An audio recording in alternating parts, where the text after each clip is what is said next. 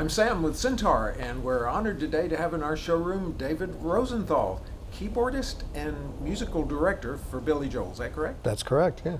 For like forever, right? A million years. 31 years, yeah. I've been. 31? I started with Billy in '93, yeah. Wow, Yeah. time flies. Yeah, crazy.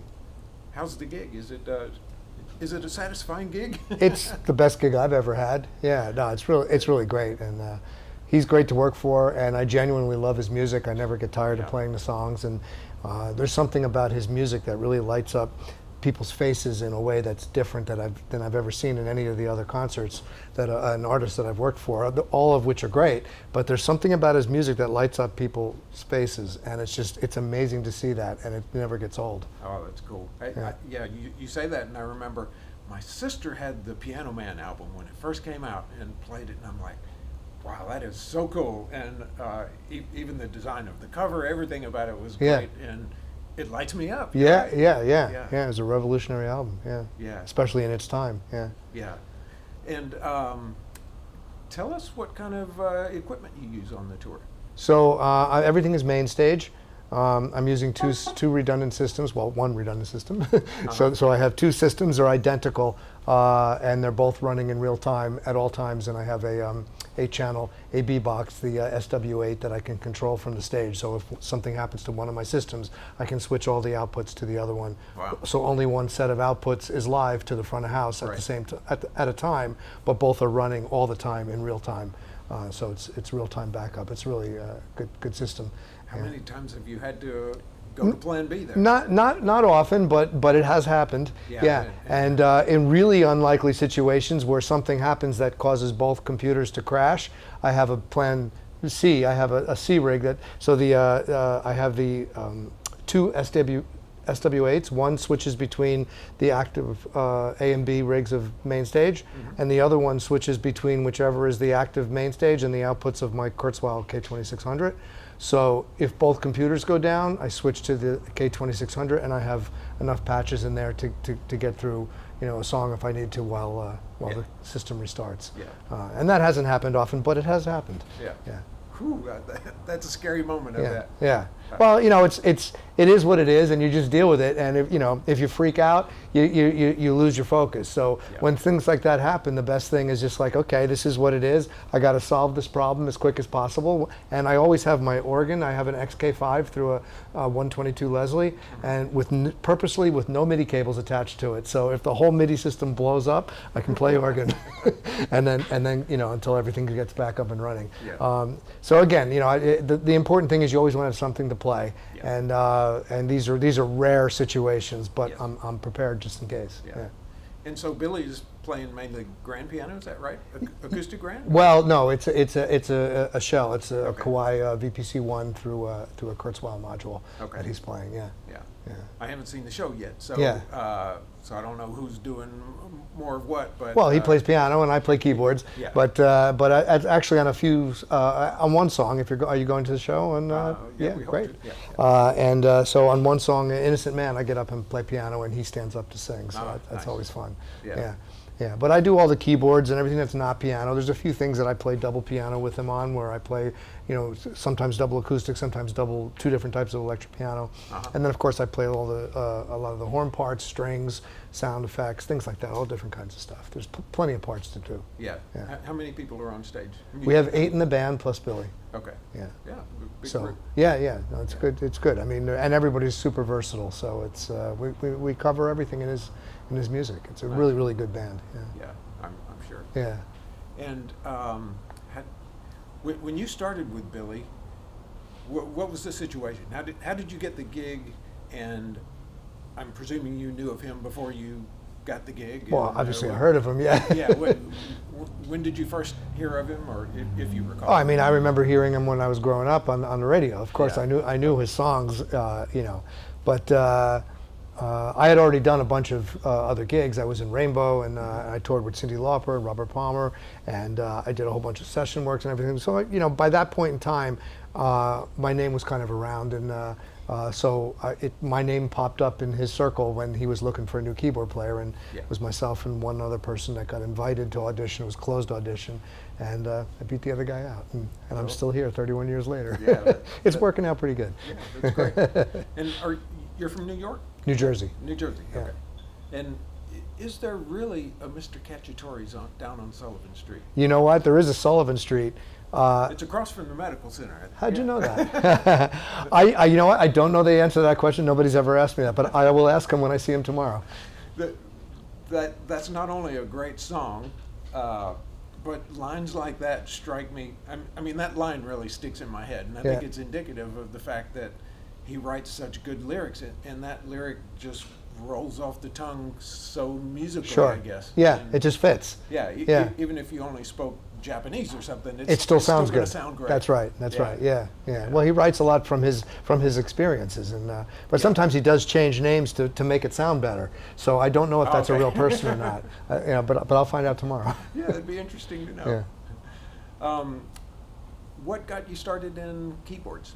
I was about 6 years old, and I have no idea why my parents did not have a piano. And I don't know why, but I asked them for a piano. No idea. And they eventually got one, because I kept asking them, I kept bothering them about it, and eventually they got a piano. And and I started when I was 7, started taking lessons when I was 7. So that's how it started. And you relayed to me just a few minutes before we started that you moved from piano, or not moved from, but you gained an interest in synthesizers based on your piano when you first heard Isao Tomita. Yes. Who is a hero of both of ours, as absolutely. It turns out, yeah. And I'm sure many other people's. Yeah. What turned you on to him? Well, he's in a class by himself, as we all know. But what it was, I went to a music camp when I was 14.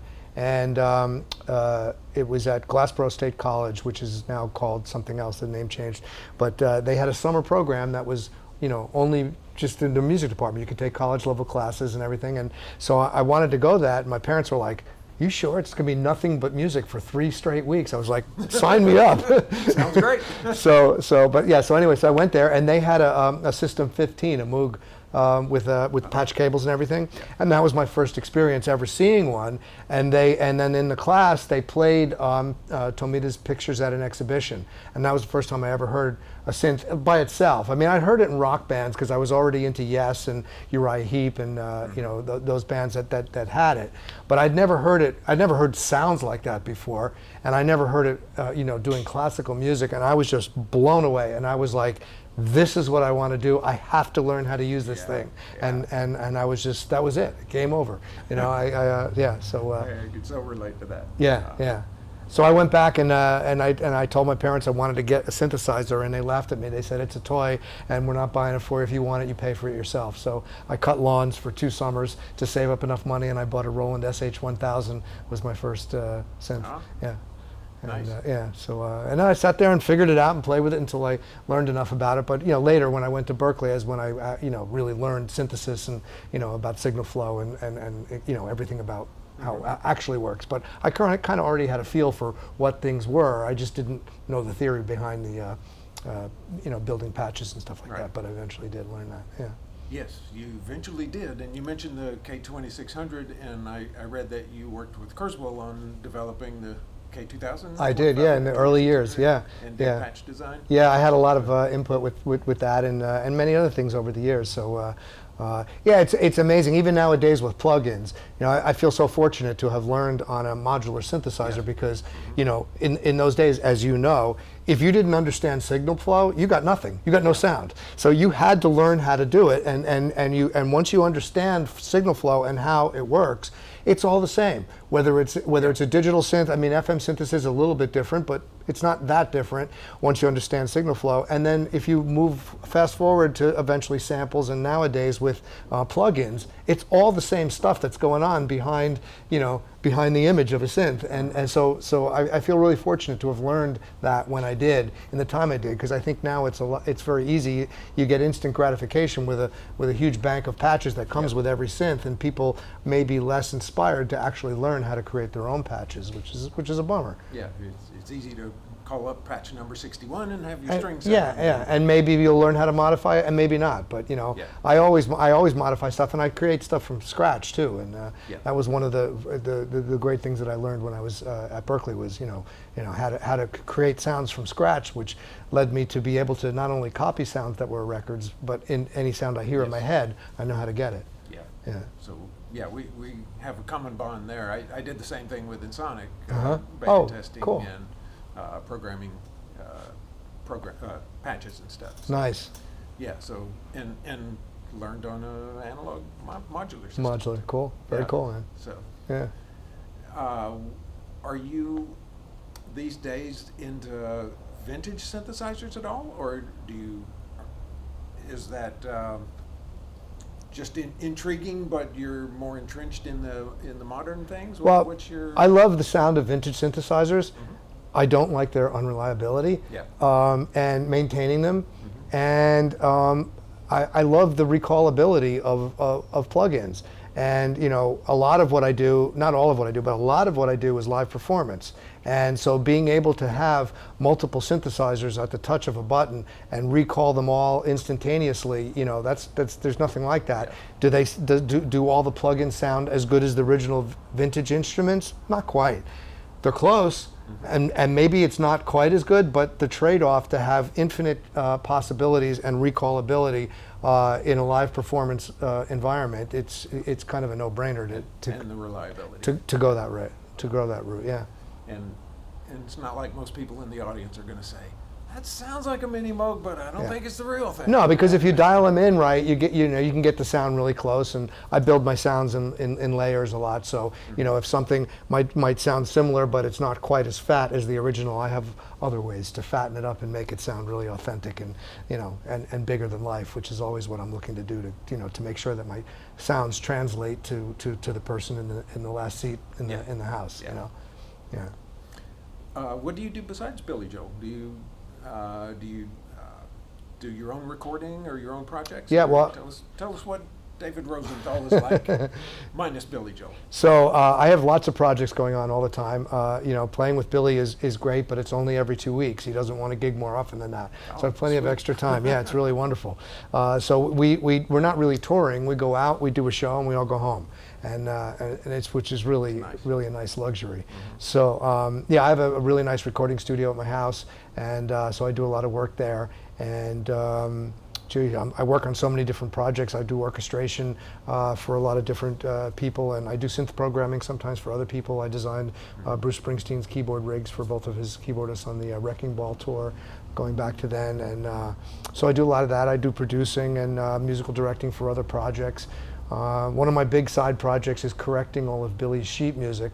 I'm correcting his entire sheet music catalog, and I've got 10 books done on that so far, and a couple more albums, or 3 more albums to go on that to get to the whole catalog. That's a big project. It's a huge project, and but I've been working on it for many, many years. He said, just little by little as a back burner project, just do it. But before I die, I want to know that all my music in print is accurate, because a lot of it was horribly wrong.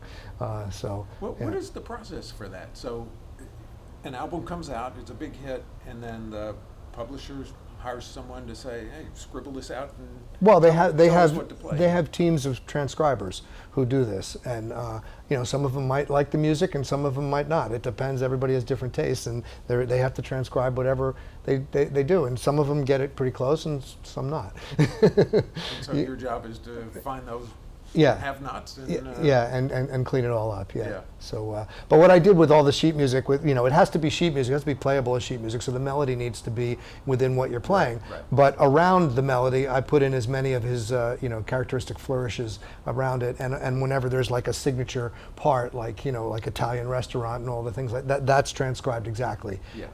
And then there's lots of stuff to. I mean, he has incredible parts, and I put in as much of it as I possibly can to, but have it still playable as sheet music. Yeah, I don't really deal with sheet music very much or at all, so I never considered that. Yeah, you got to have the melody in there for what he's singing. Yeah. In addition to what he's playing Right. behind it, and he's not playing the melody on the piano. So That's correct. Yeah. Yeah. so that is take some artistic license, I guess, to determine. All right, Right. What am I going to do with the melody, and what am I going to sacrifice to? Exactly, but try to get as much of character from his part that he's playing to accompany, but and still have it all playable together. That's the creative challenge. Yeah. Nice. Yeah. And so the tour you're doing, the shows are with Sting also, and I believe they're going to do a lot of stuff together. Is that right? Well, I can't give it all away, but there are some moments that counter moments. I mean, Billy does a song with Sting, and Sting does a song with us, but otherwise he does his set, and then we do ours. And yeah, this show here in San Antonio is with Sting, but we've done some other shows with Stevie Nicks, and we did one with Rod Stewart a couple of months ago, and that was a lot of fun. And some of them we do with Billy on his own. So it's kind of a mixture of stuff. Yeah. So what's your favorite synthesizer? Do you have a favorite? That's always a hard. You know what? question, isn't it? I don't. I don't have a favorite synthesizer. I would have to say the one I'm playing at the moment. Yeah. I mean, I don't know if I would ever want just one synthesizer. I love having an infinite palette of different colors to paint with, if you will. Yeah. And to me, all the different synthesizers, especially by the different manufacturers, they all have a character to them. And the oscillators have a sound, the filters have a sound, the envelope generators, and they all kind of make for something unique. And sometimes I want one, and sometimes I want the other. So I don't know that I could pick a favorite. Yeah. People say, well, what if you were stranded on a desert island? What would you have? And I would say, well, there'd be no way to plug them in, so I can't use anything. Yeah. But I loved when you walked in the door and you were immediately, oh, I've never seen this, and you take out your phone and take a picture. It's like, I can relate to that. We all have our inner geek to satisfy. Yeah. Yeah. What should we know about David Rosenthal that we don't know yet? Well, I can't share that. What do you like besides doing music? It's my profession, but it's also my hobby. I mean, most of what I do is related to music in some way or another.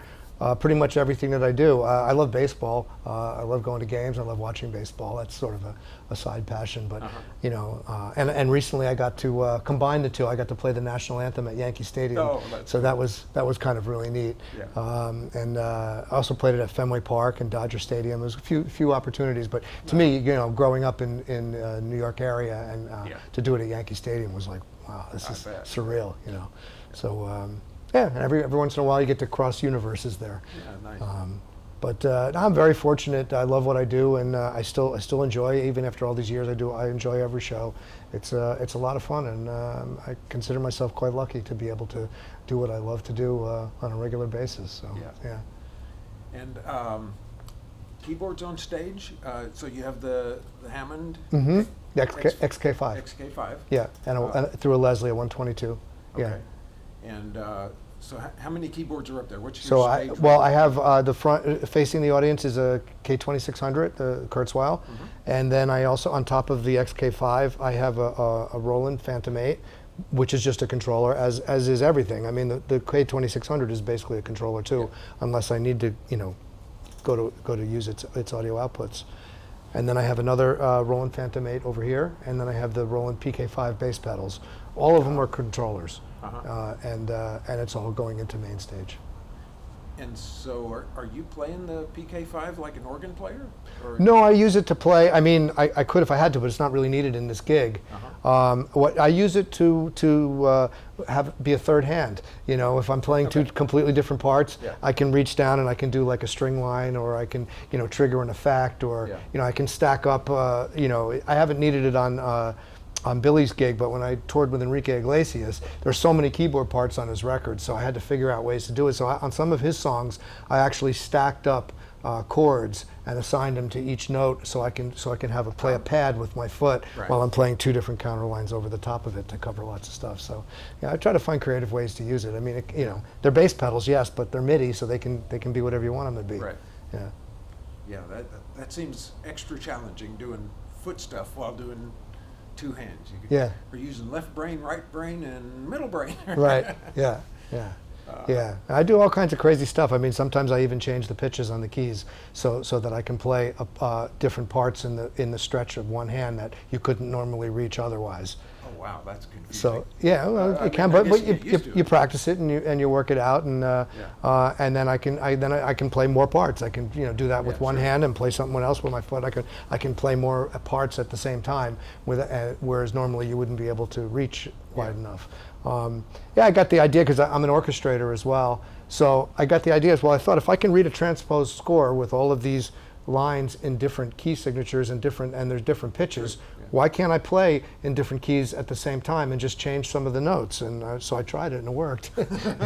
And you just got to really practice it so that you get the muscle memory, which at first is very weird to consciously hit what would be a wrong note. But you have faith in the pre-programming that you change the pitches, and then you just get used to it and you just do it that way.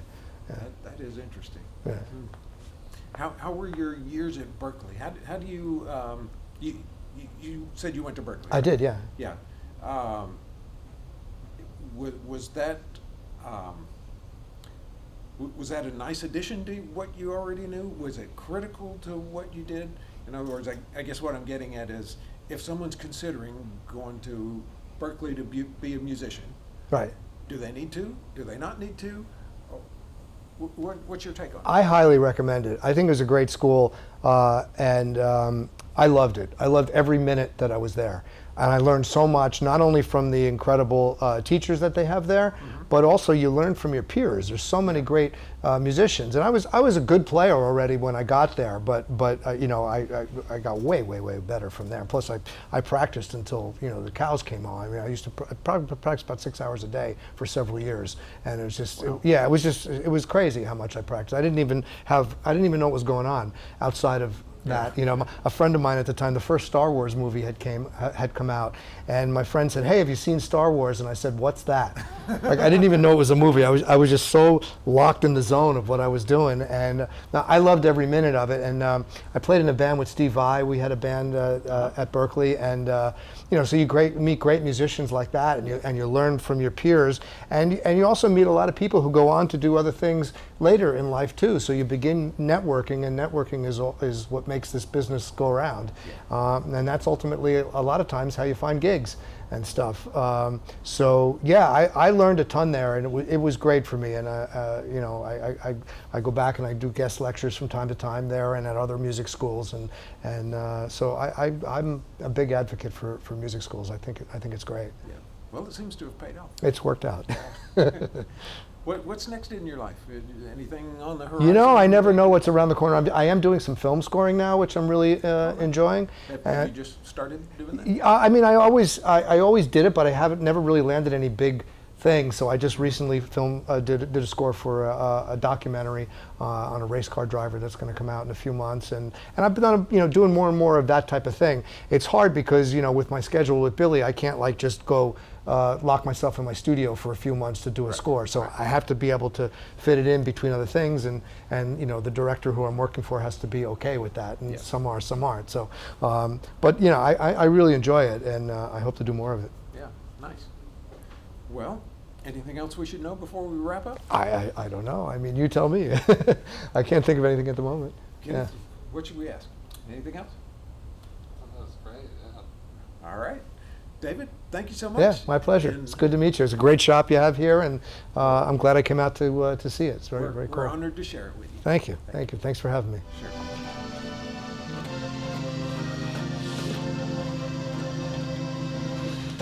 Cool. It's like a sawtooth wave, but as soon as you turn that on, it sort of comes to life. And it sound by itself, it sounds dated, but when you layer it in with other strings sounds, it's kind of cool. Yeah. Yeah.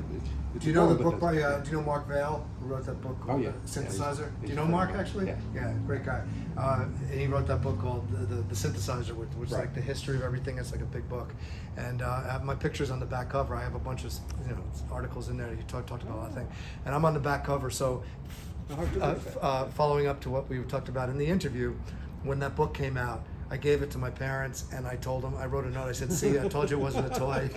There you go. Well, that's good. But no.